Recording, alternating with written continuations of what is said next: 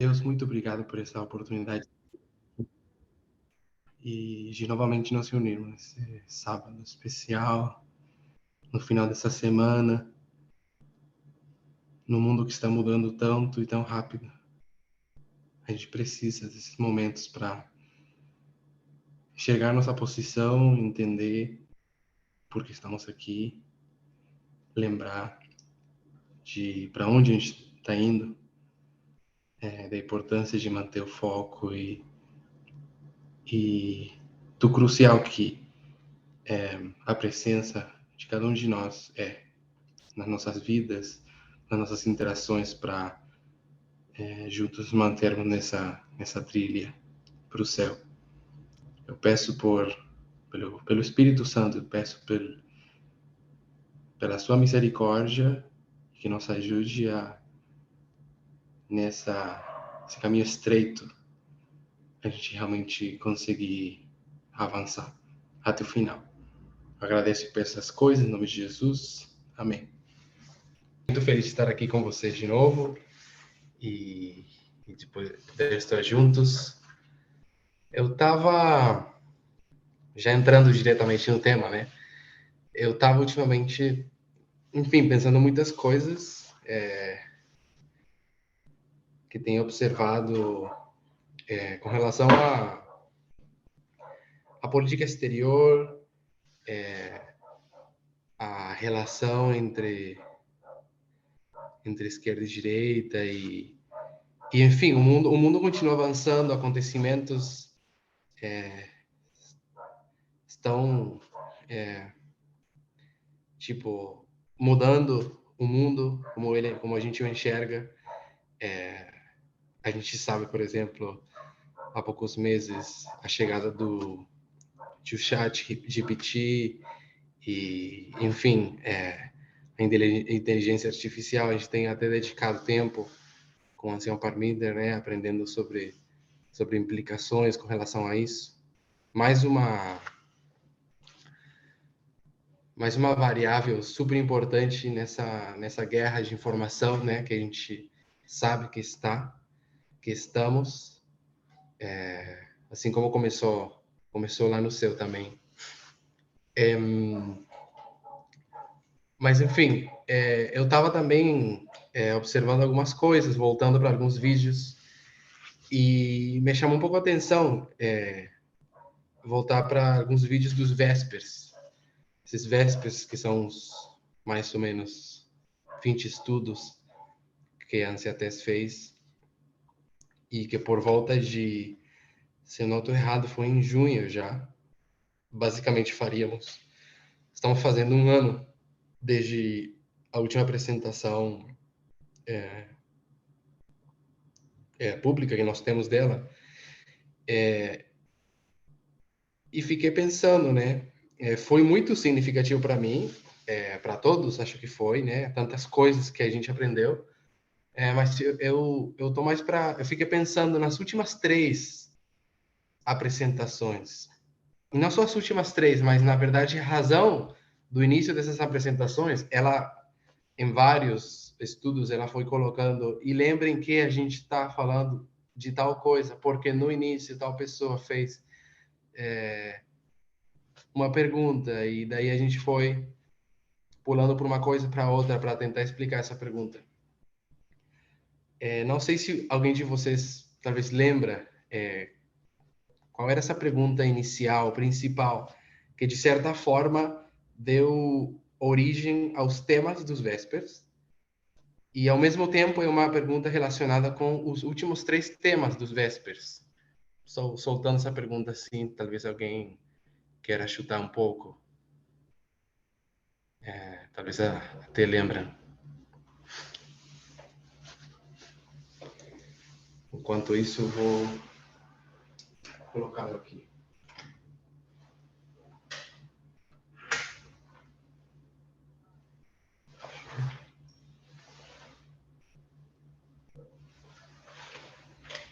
Alguma ideia do que foram os últimos 3 temas dos Vespers?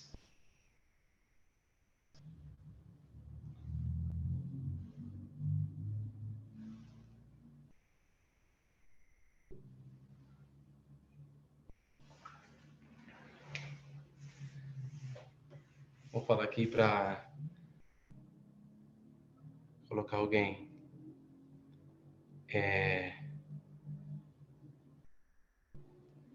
Vou perguntar para Carol. Não importa se você não lembra, mas você pode dar um chute aí do que você lembra que eram os temas dos Vespers.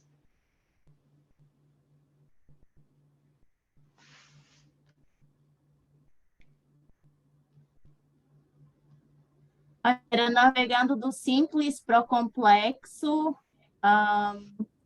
falando também de guerras culturais, foi daí que a gente descobriu todo esse conflito sobre cultura. Uhum. Ponto principal aí. Cultura, Explicamos isso aí. bastante a nossa transição da direita para a esquerda também. Por aí eu tô querendo ir. Pode falar.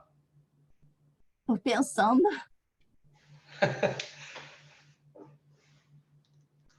Então, nos aproximando muito com isso que a Gabi falou agora, tipo, parte do estudo era, bom, por que a gente está na esquerda? Como aconteceu essa transição? Mas daí tinha uma pergunta que foi feita antes para ela dizer isso. E a Tem pergunta coisa no parece. chat, Pedro. Ok. Deixa eu ver aqui. Pode abrir o micro, tudo bem. Homossexualidade. Era sobre o problema da esquerda e ateísmo. Ateísmo. Ok, um pouco antes aqui. Como peneirar a esquerda? Isso aí. Então, essa pergunta, como peneirar a esquerda, foi a primeira. Pelo menos foi essa pergunta principal que começou aí e que se desenvolveu em outras perguntas, tipo, tá, como peneirar a esquerda? Quando você se faz essa pergunta, quando você quer peneirar algo, você não peneira aquilo que você não precisa, ou aquilo que você nem quer. Ou seja, quando você vai peneirar é porque no conteúdo de uma substância tem algo ali que você precisa, só que você quer deixar fora algumas partes que você não precisa, que não são úteis, que não são boas. Então, se a gente pensa no espectro de direita e o espectro de esquerda, o que a pergunta significa é: você está assumindo, primeiro com a pergunta, como peneirar a esquerda significa que você não quer peneirar a direita. O que você faz com a direita? O que a gente faz com a direita? Seja jornalismo, seja jornalismo de opinião, até ideologia, posturas políticas. Nem Joga no lixo. considera. Nem considera, isso aí. Então a gente joga no lixo, como fala a Carol, a gente não considera, né, Gabriel?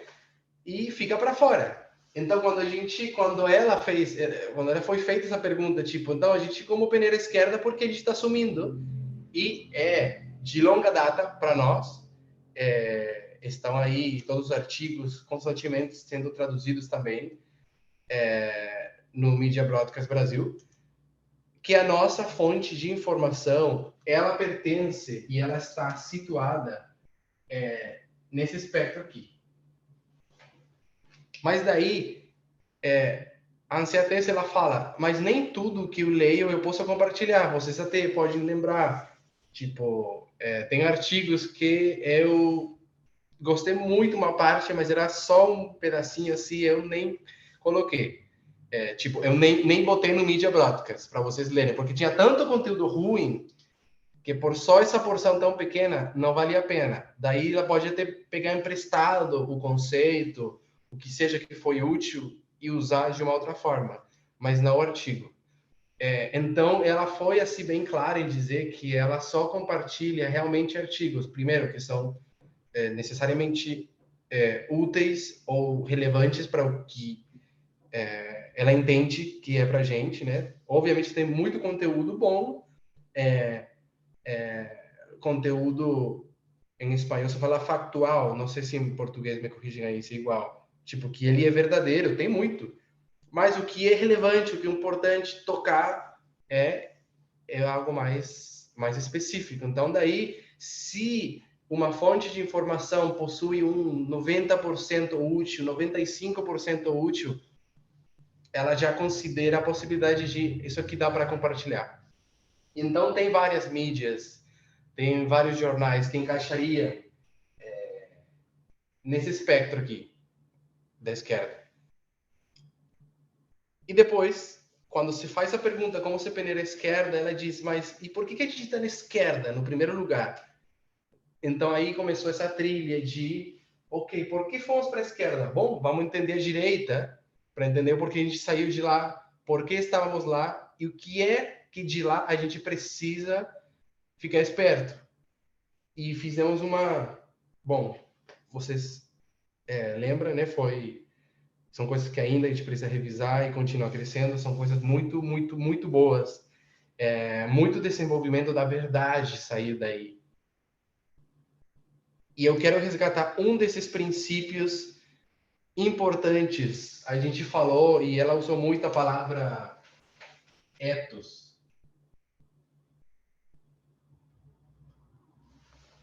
Quem pode colocar aí no chat ou até falar qual que era o ethos da esquerda e o ethos da direita?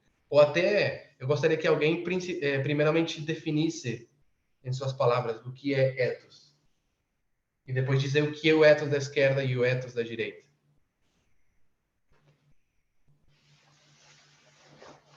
Fecha aqui meu casaco, tá frio. Olha, seria basicamente o que é a base de cada um desses partidos, o que caracteriza esses partidos. Uhum. Tem isso seria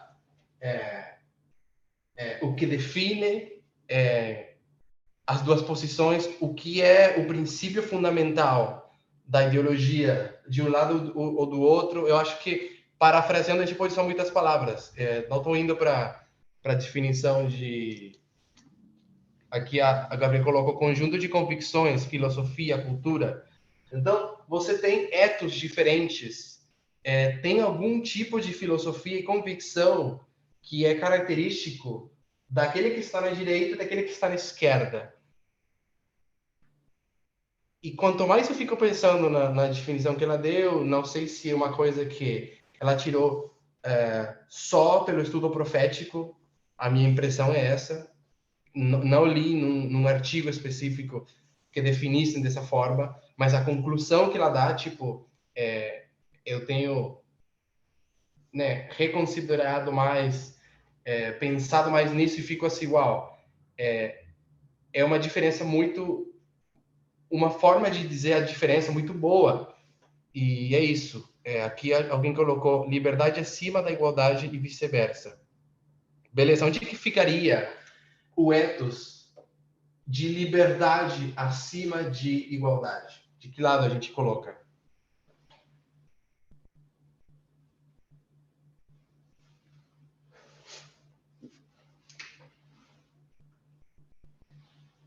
A direita com a liberdade e a esquerda com a igualdade. Como que se chama o partido do Bolsonaro? Sim, realmente, mas eu sei que tem a palavra liberdade por aí. Ele já, acho que Ele. o partido de liberdade, no caso. Super fácil. Mas tá aí, ó. Não é o único, né? Ele não é a única onda de direita recente dos últimos 15, 10 anos que criaram partidos onde o foco está em liberdade, né?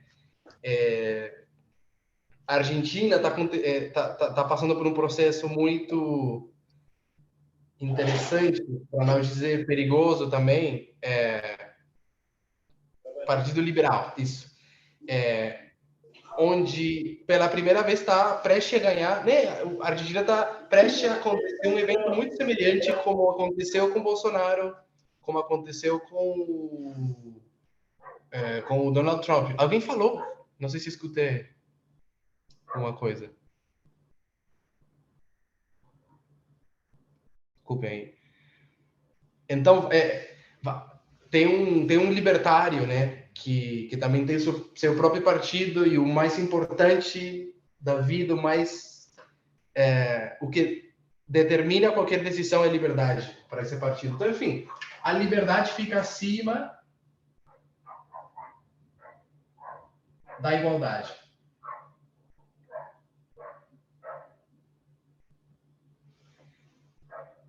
E vice-versa. Então, a gente coloca igualdade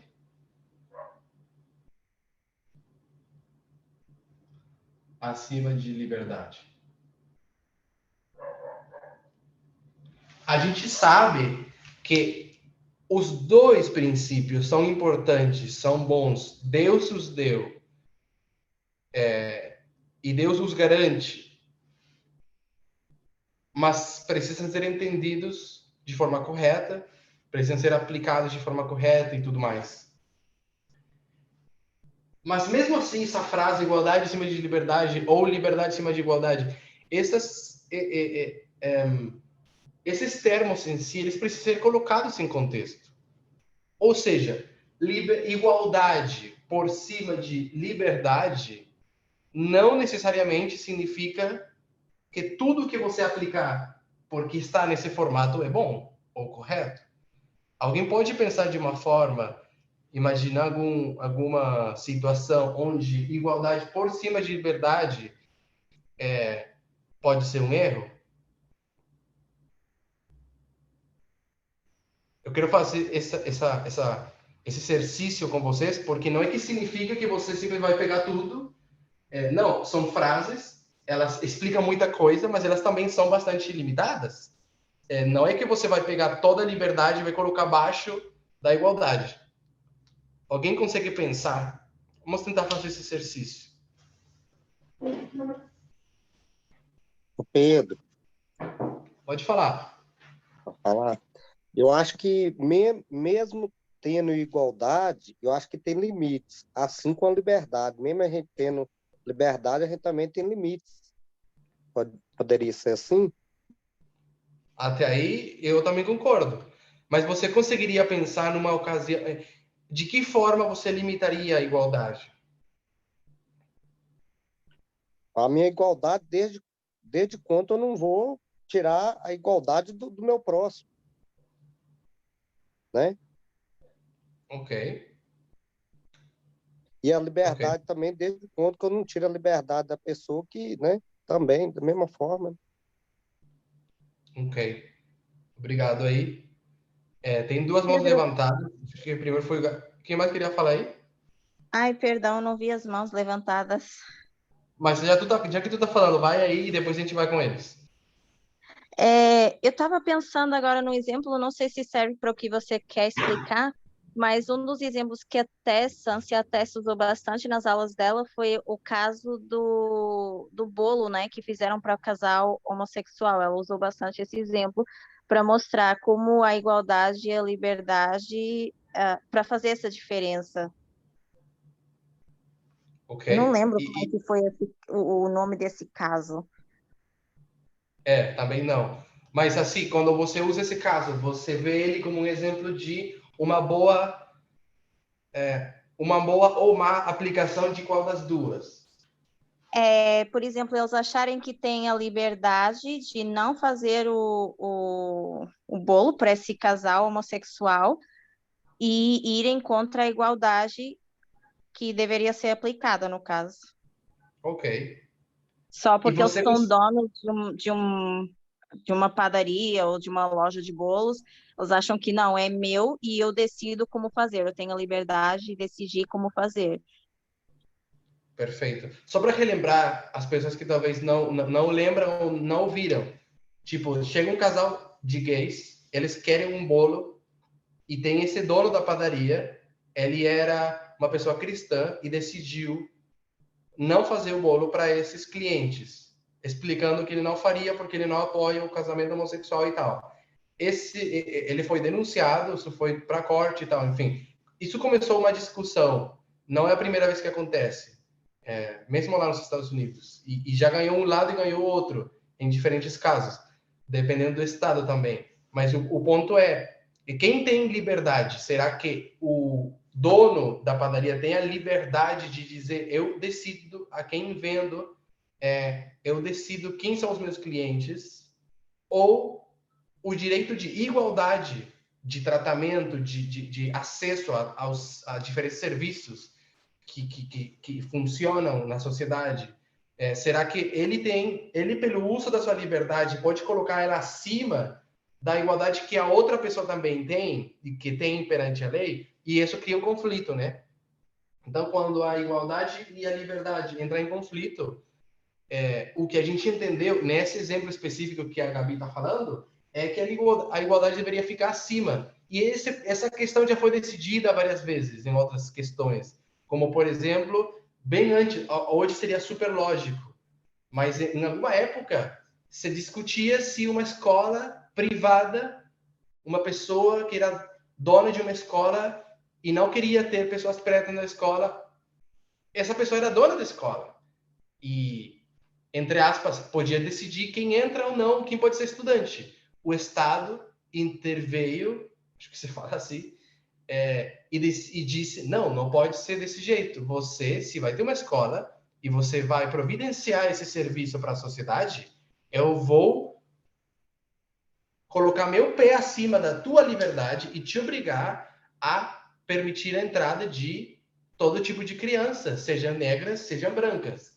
Então, esse é um caso onde a igualdade foi colocada por cima da liberdade nos Estados Unidos e outros países há muito tempo. Então, a mesma questão ressurge com um tema um pouco mais, parece complicado de ver, e aí, enfim, tem esses problemas. Mas esse é um exemplo, Gabi, onde a liberdade foi colocada acima da igualdade de forma certa.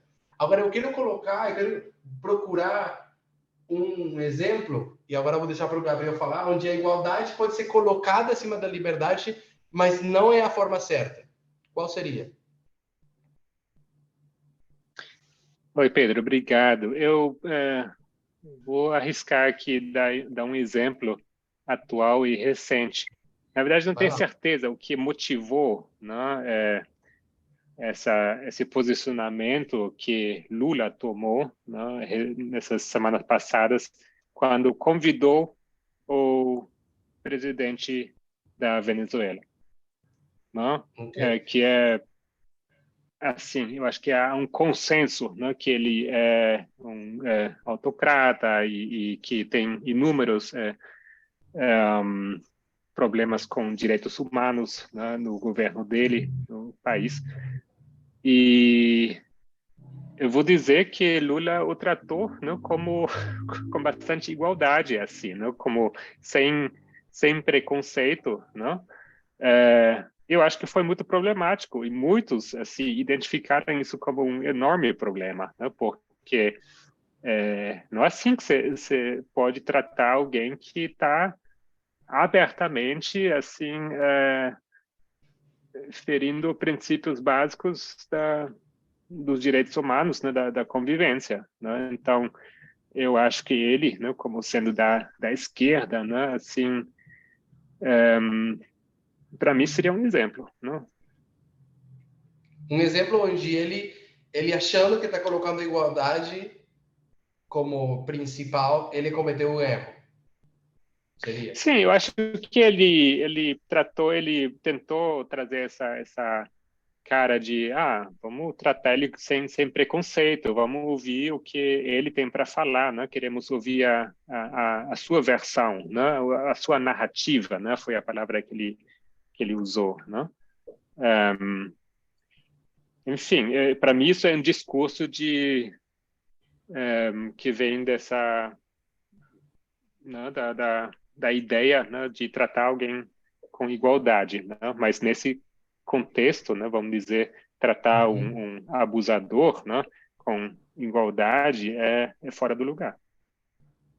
Perfeito. Eu gostaria de só apontar que a pessoa representante, né, era o Maduro, mas eu acho que o tratamento de igualdade que o Lula estava procurando era entre estados. Se amanhã não estivesse o Maduro, ele faria a mesma coisa com o sucessor do Maduro, mesmo se o sucessor também fosse ditador. Então, só querendo apontar isso, que é uma questão de estados e não essencialmente de um indivíduo. Mas achei bom exemplo, você até foi para uma das coisas que a gente vai estar tocando. Então, muito obrigado aí. O Andrés também tinha um comentário. Oi, Pedro. Sim, eu tinha também outro exemplo. Acho que gostei mais do Gabriel, aí eu baixei a mão, mas posso falar o meu exemplo também. Uhum. Não, eu estava pensando no exemplo de um governo falar para as pessoas que tem que guardar o sábado ou guardar o domingo. Falar um dia, e aí falar, não, somos todos iguais, tem que todo mundo guardar esse dia. Então, aí, para mim, isso seria colocar a igualdade acima da liberdade e de um jeito errado. Legal. Um exemplo dos 1800, né? Não Menos tinha pensado, atual. porque há muito tempo a gente deixou a questão de domingo e tal, mas acho um bom exemplo, tipo, tá, todo mundo vai ser iguais, beleza, então todo mundo vai guardar o mesmo dia, num contexto bastante religioso. Eu vou tentar trazer um exemplo, a não ser que outra pessoa tenha outro. São inúmeros. São, tipo, dá para criar ele em qualquer circunstância. Também conhece. Você Pedro, pode...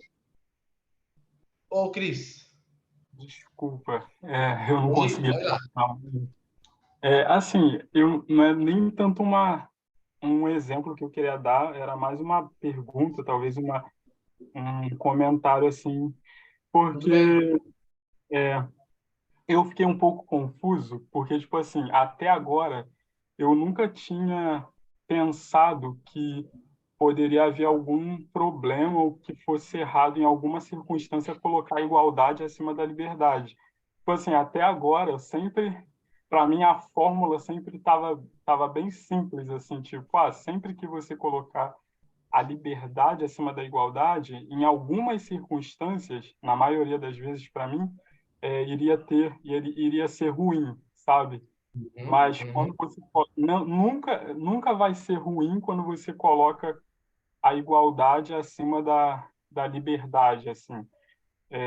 Que assim, até os exemplos que foram dados agora, o Gabriel, eu fico um pouco assim, será que realmente isso é igualdade ou realmente é liberdade, sabe? Tipo, mas enfim, foi uma gavetinha que abriu na minha cabeça porque antes eu nunca tinha pensado assim, tipo, que poderia haver essa possibilidade, assim, nunca cheguei a racionalizar isso, assim, então, É muito bom e eu espero a gente afundar um pouco mais aí, um pouquinho, nadar um pouco nessas águas, porque é interessante. Mas depois a gente vai dar enfim, talvez o caminho, vamos ver para onde nos leva. Mas é importante pensar nisso. Não sei se o Gabriel está ainda com a mão levantada ou era só isso, Gabriel. Eu levantei novamente, Pedro. Eu Ah, tá. acabei de pensar em outro exemplo. Às vezes, o princípio da igualdade ele é usado com certo cinismo, né? De defensores dos direitos dos homens. Né? Eles trazem exemplos de supostamente igualdade, né? Vamos dizer, para desmontar os argumentos de feministas. Né? Então, falar, então, vocês querem igualdade, então por que as mulheres não trabalham igual o homem também nas minas e fazem trabalho pesado na fábrica e não sei o quê? Tá vendo? Não funciona a igualdade, né? Então, eles usam esse suposto dilema, né? Como se fosse algum argumento assim irrefutável, né? Usando esse princípio de igualdade, né? Só que daí o USAN é só para realmente minar a igualdade, dizer ela não existe, de certa forma, né? Mas então, vou dar um exemplo, tipo assim, bem semelhante a uma forma de, vamos dizer, ter um tipo de, supondo que existe um regime político que vai implementar certas políticas. Isso já aconteceu muito. não precisamos ir muito longe. A União Soviética implementou muitos problemas usando essa fórmula de igualdade. E ela está super comprovada que não dá certo. Não só não dá certo, é uma violação de liberdades e, enfim, outros problemas. Mas um exemplo prático. Nós sabemos e vivemos num mundo onde cada quem nasce em diferentes circunstâncias, existem muitas injustiças. E os governos, de certa forma, os mais progressistas, os mais voltados para o cuidado dos direitos humanos, enfim, certos direitos têm sido avançados, se procura, né, a equidade, se procura a igualdade de oportunidades. Mas tem algo que não se aplica, mas que se tentou aplicar em alguns lugares.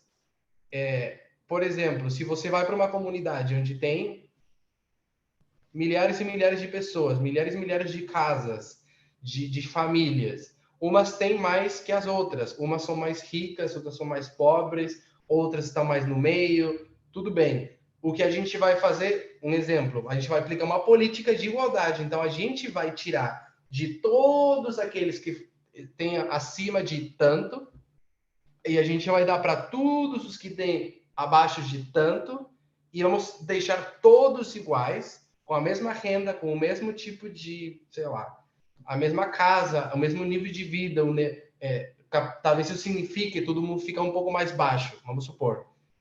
Mas essa vai ser a nossa aplicação de igualdade. Esse é um pensamento comunista. Uma forma de aplicá-lo. É um pensamento, obviamente, problemático. Ou seja, existem sim problemas, existem sim pessoas que têm menos, existem sim pessoas que têm mais. Não significa que você vai daí infringir a liberdade de outros porque a pessoa mora num prédio melhor ou porque tem 2 carros e você vai tirar o que a pessoa tem e você vai tentar distribuir de melhor forma. Não sei se vocês conseguem entender. Você pode aplicar isso de diversas formas, em diversas áreas. Você vai se guiar pelo ethos de igualdade e você vai dizer, beleza, então a questão aqui é fazer, e você faz um corte com todo mundo, da forma que você quiser pensar. E você aplica essa igualdade, em primeiro lugar, você acaba com um sistema de direito e de devido processo, e enfim. Você só consegue aplicar uma coisa dessa num país totalmente autocrático, sem capacidade dos cidadãos se defenderem de alguma forma. E, bom, você tem aí a Coreia do Norte e outros exemplos.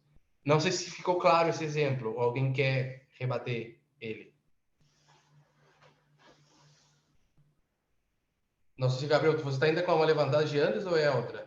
Não, novamente, eu sempre baixo a mão. Eu talvez não tenha tanto a ver com você disse agora, mas o que eu consigo pensar é que eu sinto que a gente faz pouca ênfase, né, em algo que a Anciã Tess também falou várias vezes, né, que para se chegar na igualdade, primeiro é necessário implementar equidade, né? E eu sei que a Carla teria muito para dizer sobre, talvez ela se anima a ampliar esse comentário. Mas é um princípio fundamental, não basta apenas implementar igualdade, porque não vai funcionar. Você vai precisar de equidade como primeiro passo. Beleza. E aproveitando que você estava comentando, e você também concorda que a implementação da igualdade da forma do exemplo que eu dei seria uma má implementação?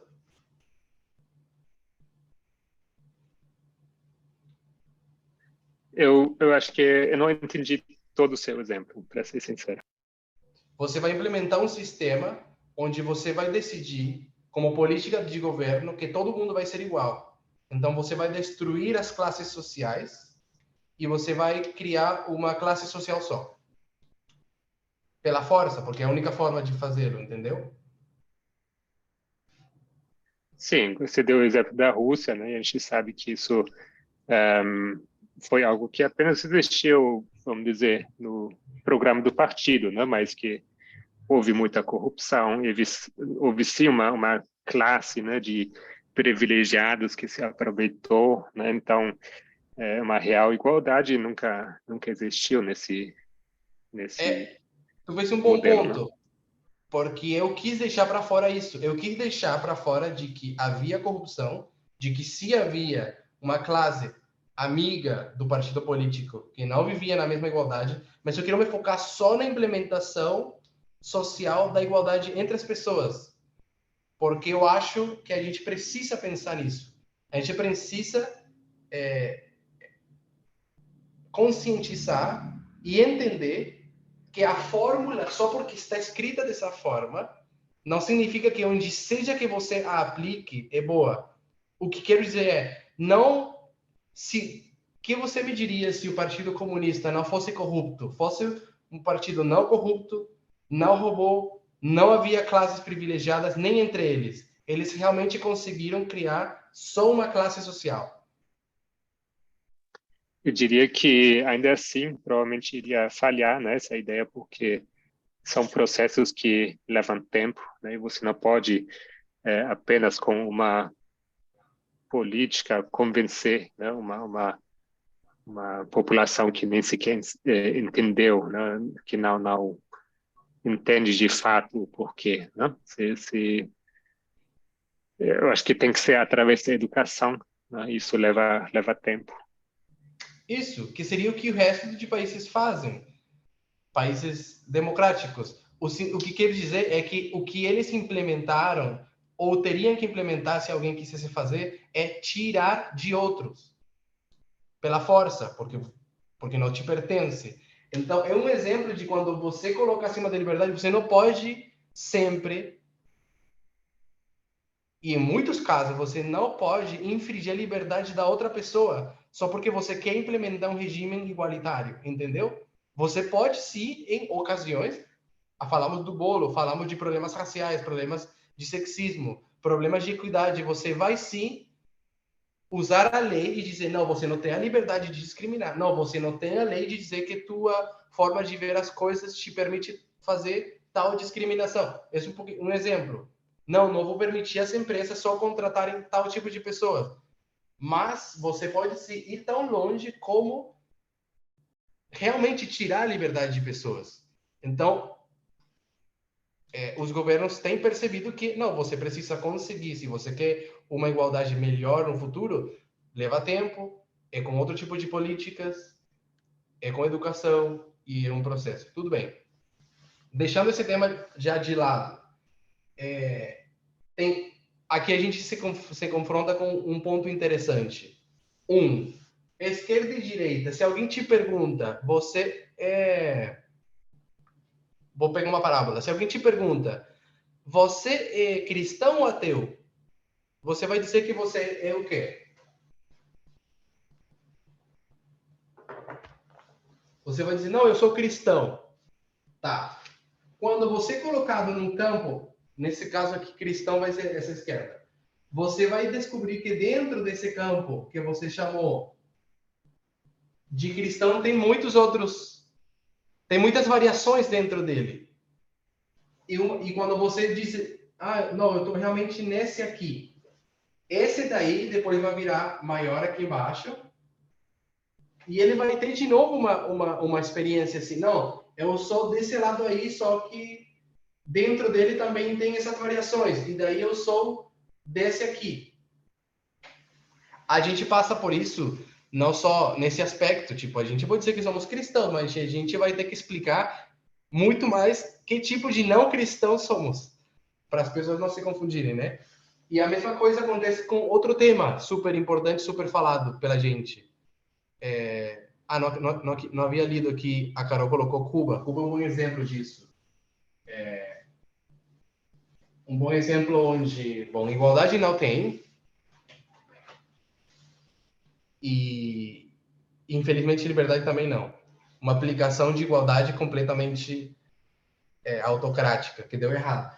Enfim, vou de volta aqui para o feminismo, por exemplo.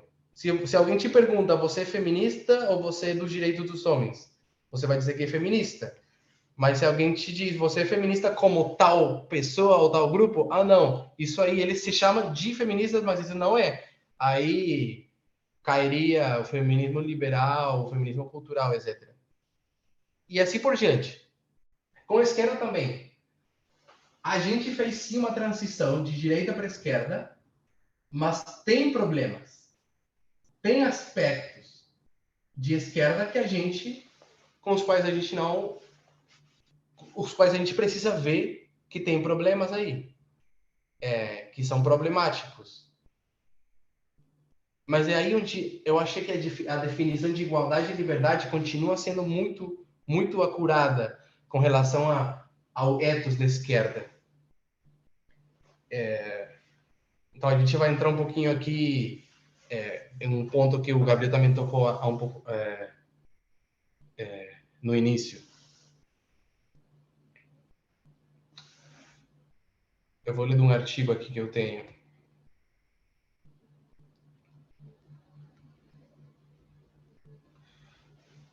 Isso aqui é da CNN de abril, falando sobre uma fala do Lula, que diz assim o artigo: em entrevista à imprensa em Abu Dhabi, nos Emirados Árabes, o presidente brasileiro voltou a defender a negociação da paz entre Rússia e Ucrânia, com a reunião de países neutros.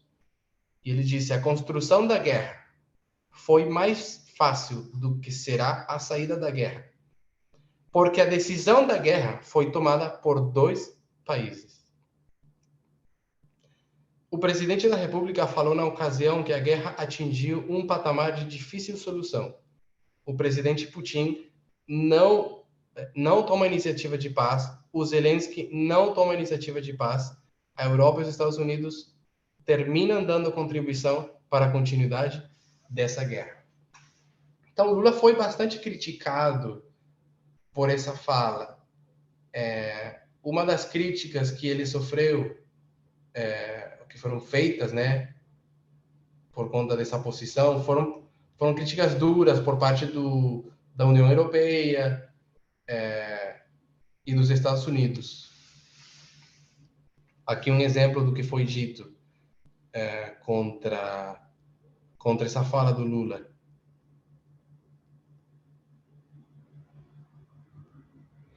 O porta-voz da Comissão Europeia para Negócios Estrangeiros e Políticas de Segurança, Peter Stano, rebateu as acusações e defendeu a postura adotada pelos aliados ocidentais. Não é verdade que os Estados Unidos e a União Europeia estejam ajudando a prolongar o conflito.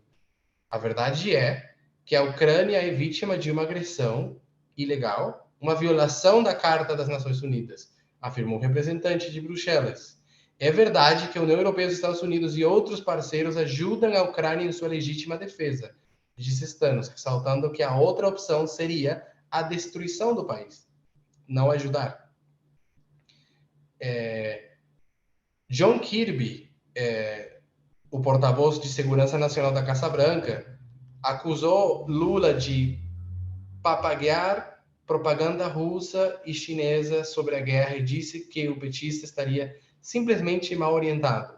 É profundamente problemático como o Brasil abordou a questão de forma substancial e retórica, sugerindo que os Estados Unidos e a Europa, de alguma forma, não estão interessados na paz, ou que compartilhamos a responsabilidade pela guerra. As declarações mais recentes do Brasil de que a Ucrânia deveria considerar ceder formalmente a Crimeia como uma concessão pela paz são simplesmente equivocadas, especialmente para um país como o Brasil, que votou para defender os princípios de soberania e integridade territorial na Assembleia Geral da ONU. Eu estou pegando alguns exemplos sobre a posição de Lula, mas eu estou usando ele mais como representante de um tipo de pensamento, porque a gente está na esquerda, e quando a gente se encontra aqui, a gente já sabe o que rejeitar de lá. Os Vespers foram 20 apresentações, das quais as 3 últimas eram para falar sobre isso aqui. E o perigo que ela quis apontar é com relação a... Tem coisas que precisam ser peneiradas, que estão desse lado. E que é muito fácil nós cairmos em certas retóricas, porque a gente está nadando em águas que estão muito misturadas. Tem posições de esquerda misturadas, algumas estão mais com conteúdo, vamos dizer assim, com partículas de erro menores que outras. Outras são simplesmente as fontes dessas partículas de erro, se eu posso dizer assim. E ela dedicou assim bastante tempo e artigos, mas eu fiquei com a sensação de que isso ia continuar, né? Os versos pararam, mas ficou essa advertência, e ficaram algumas ferramentas que estão ali, e até posições específicas para nós conseguirmos entender o que daqui é perigoso, o que daqui deveria ser peneirado e quais as características que tem. E a razão pela qual eu estou usando o Lula é porque eu achei um exemplo muito bom para o que depois dá para desenvolver os problemas que estão na esquerda. O Gabriel já tocou no tema com relação a o Maduro.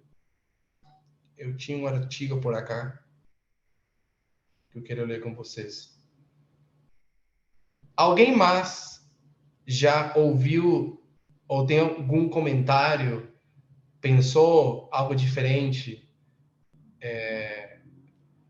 com a visita do Maduro, especialmente não com a visita, mas sim com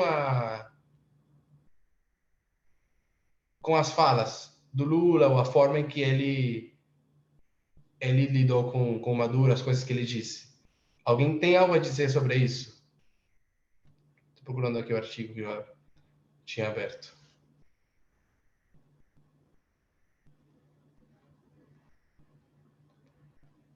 Então, o Lula foi criticado também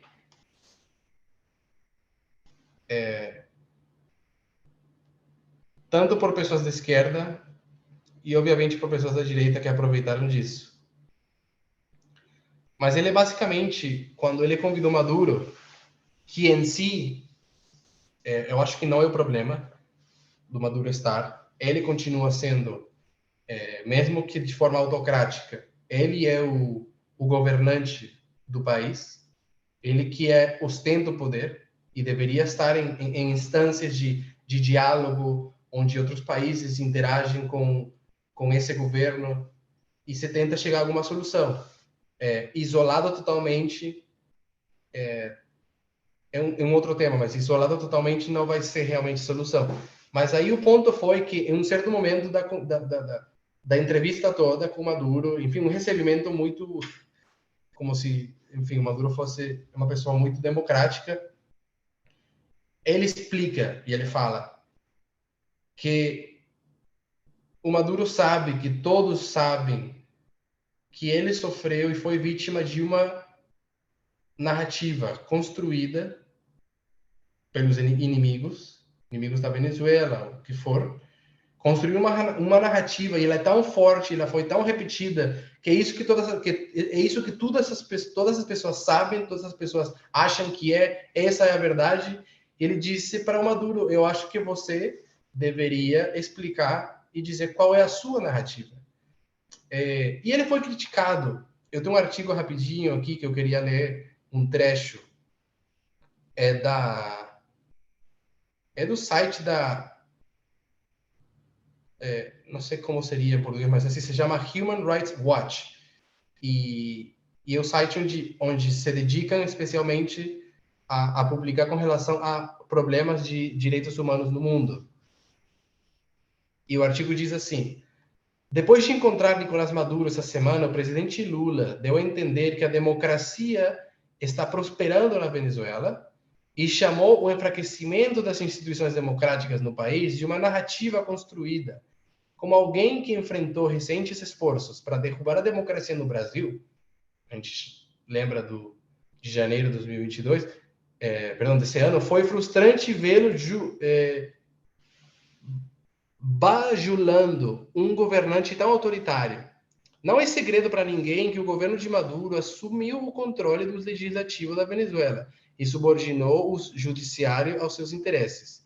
Observadores eleitorais documentaram condições que prejudicaram a justiça e a transparência nas últimas eleições. Desde 2014, ocorreram 15.700 prisões por motivos políticos. E hoje, mais de 270 pessoas permanecem detidas por motivos políticos. A Human Rights Watch e organizações venezuelanas têm documentado a repressão contra manifestantes, tortura de pessoas detidas e processos criminais contra civis em tribunais militares. O promotor do Tribunal Penal Internacional chegou a abrir uma investigação sobre esses crimes. É provável que o presidente Lula tenha conhecimento de tudo isso. O governo de Maduro também provocou uma das maiores crises migratórias do mundo. 7,2 milhões de venezuelanos fugiram do país desde 2014.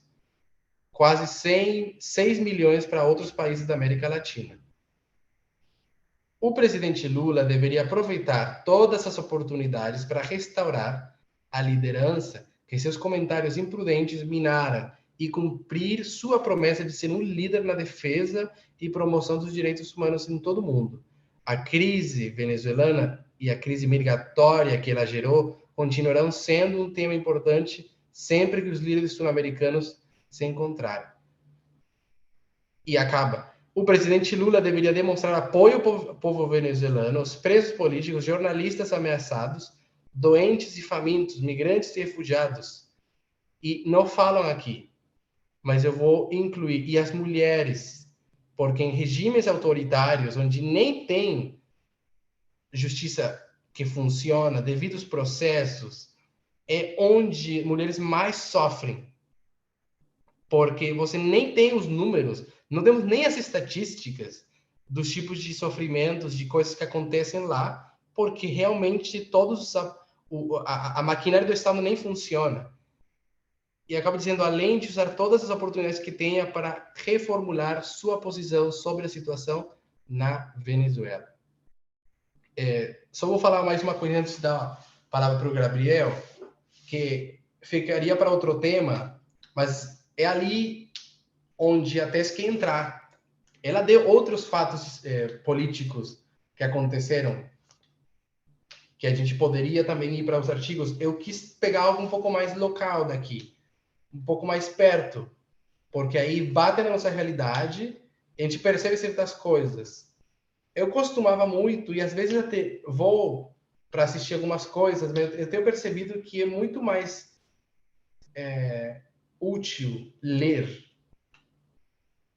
artigos, não só os que nós temos, que são todos muito bons, mas colocar em prática a nossa forma de ler jornalismo e escolher nossas fontes, do que só vídeos de pessoas falando, porque, como a Anselmo Parminder colocou recentemente, tem muitos influenciadores lá fora. Então, no período de Bolsonaro, eu aprendi assim, a assistir bastante de um canal que se chama Meteoro Brasil. E tem muitos vídeos deles que eu gosto bastante. Tipo assim, algumas investigações muito boas, resumos muito bons de certas situações. Até em 2019, eu acho, ou 2020, eles têm um vídeo sobre a situação da Venezuela. Bastante bom, bastante cheio de fatos muito interessantes e colocando numa posição boa. Mas eu tenho percebido, não só neles, é uma coisa recorrente em vários, porque o negócio está misturado. Não estou dizendo que eles estão do lado mais errado da esquerda, nem fiz essa análise toda ainda, mas o que eu quero dizer é que tem parcialidades, porque é difícil nós entendermos o que deve ser peneirado daqui, e a razão pela qual é difícil é porque também não conhecemos as motivações erradas que podem fazer alguém usar a suposta igualdade para realmente lutar contra ela. Com o acontecimento do Maduro e as coisas que falou o Lula, o que foi dito num canal de YouTube que eu gosto de ouvir algumas vezes, foi tipo, pois tá todo mundo chateado com o Lula porque todo mundo quer seguir e obedecer o que os Estados Unidos falam. Tá todo mundo chateado com o Lula porque ele se coloca do lado da China, porque é ele que cria uma moeda, ou pelo menos interagir comercialmente com a China sem usar o dólar, porque todo mundo quer ficar dependendo do dólar. É a mesma questão que acontece com outras posições de esquerdas que tem pelo mundo, onde parece que o grande problema da esquerda que nós precisamos peneirar, a fonte e as motivações que essa esquerda tem, é de que o maior problema e o principal problema a ser lidado é o colonialismo, é o Ocidente, é países ultrapoderosos que tem muito controle demais, e vale a pena mais se colocar a favor de certas ditaduras, de certos líderes violadores de direitos humanos. É melhor se colocar do lado dessas pessoas do que permitir que os Estados Unidos tenham mais influência. E é um problema simples de não saber comparar e contrastar.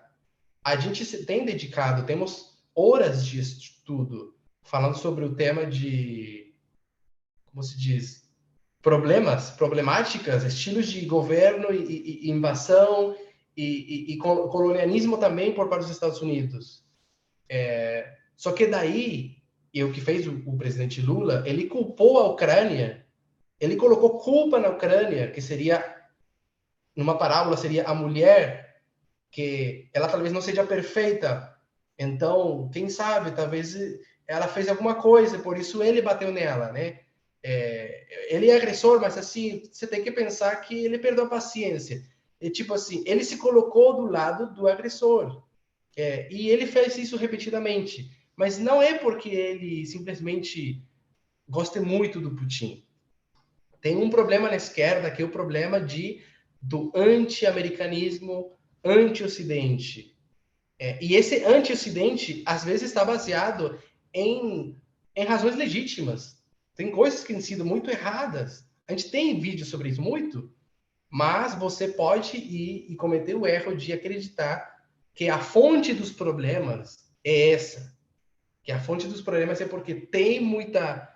que a fonte do problema é colonialismo, poder ocidental, os Estados Unidos tomando o controle do mundo, e você acaba se colocando do lado da China, que está praticando extermínio, genocídio e criando, como que se fala em português, campos de trabalho de uma população minoritária. Você acaba se colocando do lado de países como a Cuba, como a Venezuela, onde os direitos humanos, a igualdade lá, está em uma condição terrível. E só porque você pensa que é melhor que sejam ditaduras onde as pessoas sofrem, mas que estejam em contra dos Estados Unidos, do que me colocar do lado da democracia e que pareça que eu estou apoiando também a agenda americana. Então, eu não estou concluindo por aqui. Eu acho que um tema que ainda precisa ser falado mais, precisa ser colocada mais informação acima. Mas eu queria deixar só por aqui para vocês ficarem pensando nisso. Vou dar a palavra ao Gabriel, que está com a mão levantada. Ei, Pedro, obrigado.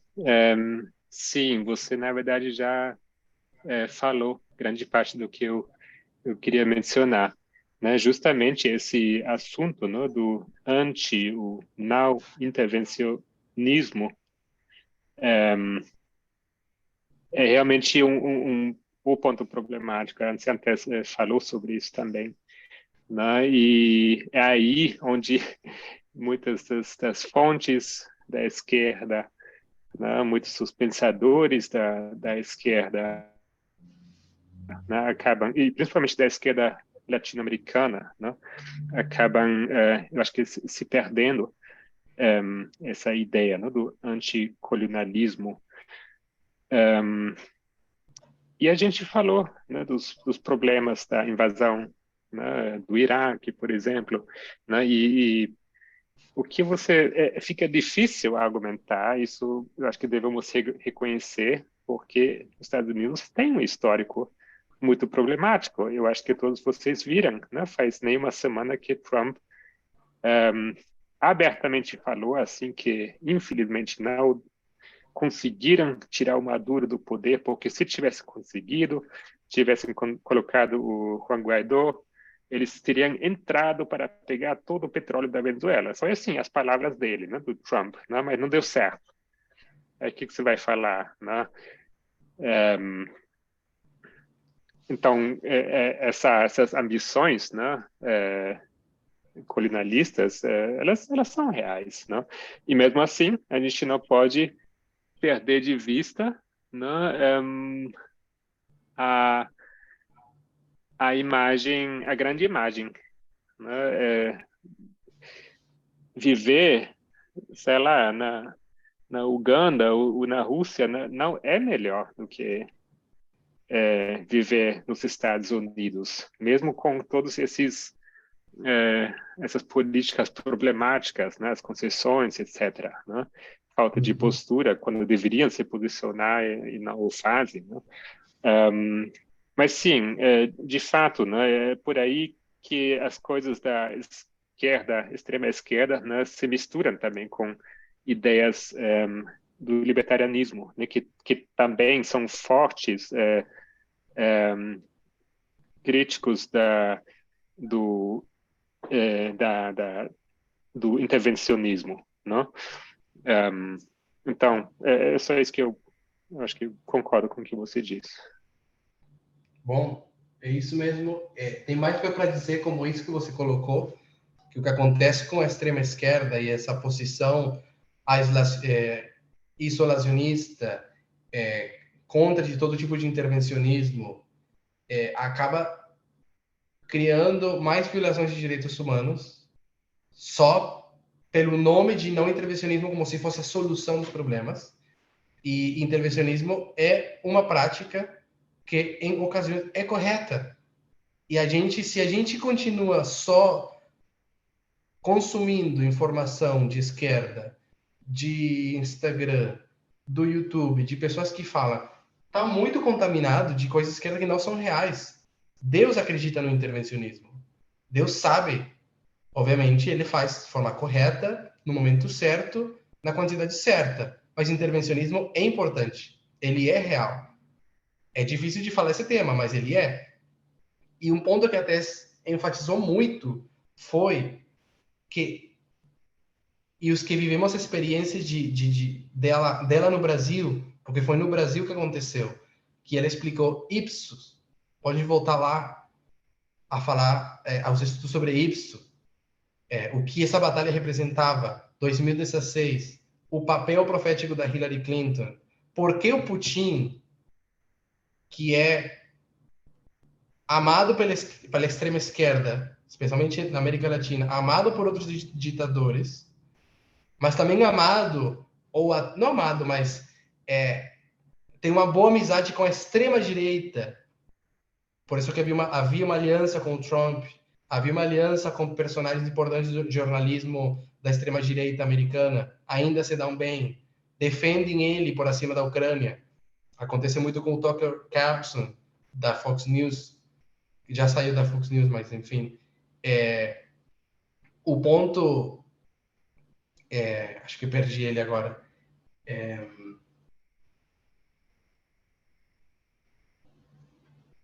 Que essa extrema esquerda, ela acaba se colocando, às vezes, em amizade com a direita em vários pontos. Só que partem de pontos muito diferentes. Ainda são inimigos, não se dão bem, não concordam em muitas coisas. Ainda essa esquerda extrema, ele é progressista e fala um monte de coisa. Mas essa extrema esquerda não era amiga da representante profética da esquerda que Deus queria e criou, porque ele criou essas parábolas. Estou falando de parábolas de guerras de mais de 2.000 anos atrás, que Deus deixou preparado para a história de hoje, das eleições de 2016, a Hillary Clinton. E a Tess fala, tipo, a gente não compreendemos realmente qual era a posição da esquerda que ela representa, que também do Obama, que cada vez fica mais marginal, cada vez as pessoas já não querem mais. O mundo tá em muito perigo, porque tem muita doutrina de um lado e de outro. E mesmo o grupo nós, que Deus nos deixou claramente, tipo, palavras claras, para dizer, essa aqui é a transição que eu quero que você faça. Me aconteceu a mim também.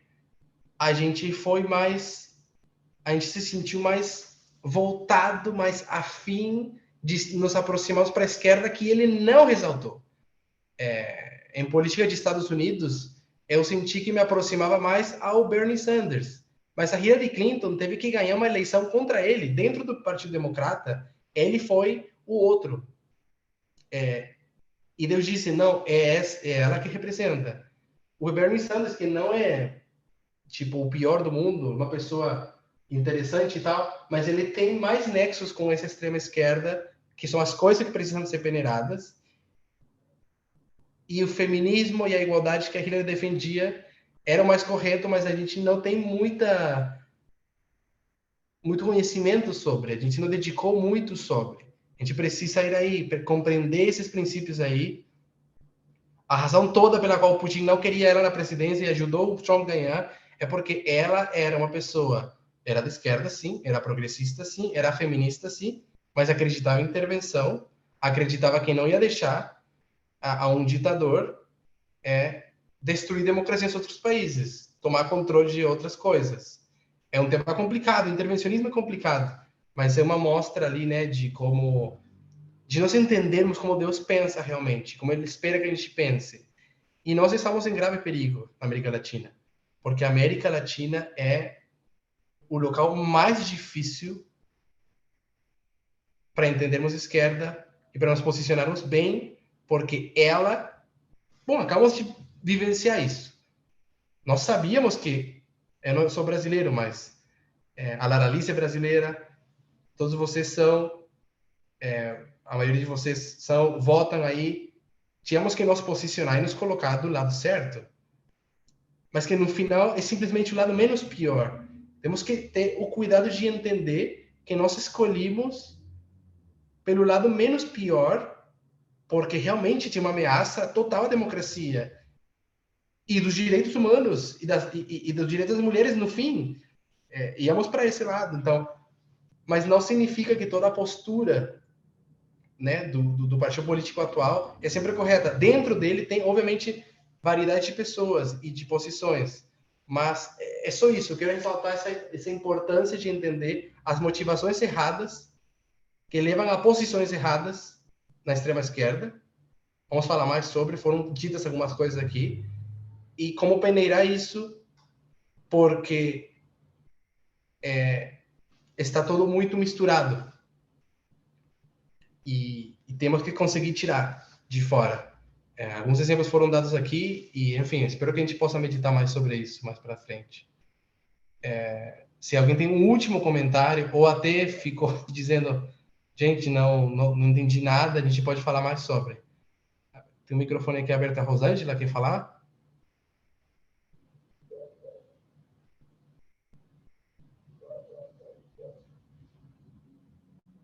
Não? Acho que estou errado. Beleza, então, se ninguém mais tem alguma pergunta, a gente vai fechar por aqui. Vamos fazer uma oração? Querido Deus, muito obrigado mais uma vez pela oportunidade de novo de estudarmos, de tentar compreender esses temas tão importantes. Nós pedimos que possamos dedicar tempo a isso. Estamos um pouco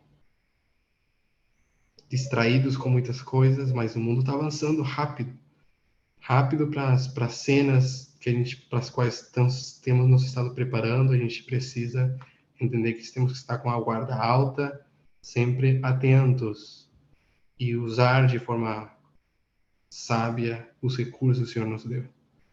Eu agradeço por tudo, pedindo que a gente possa continuar caminhando ascendendo, sempre aprendendo mais e realmente dedicando mais no nosso coração a essa verdade importante. Em nome de Jesus eu peço. Amém.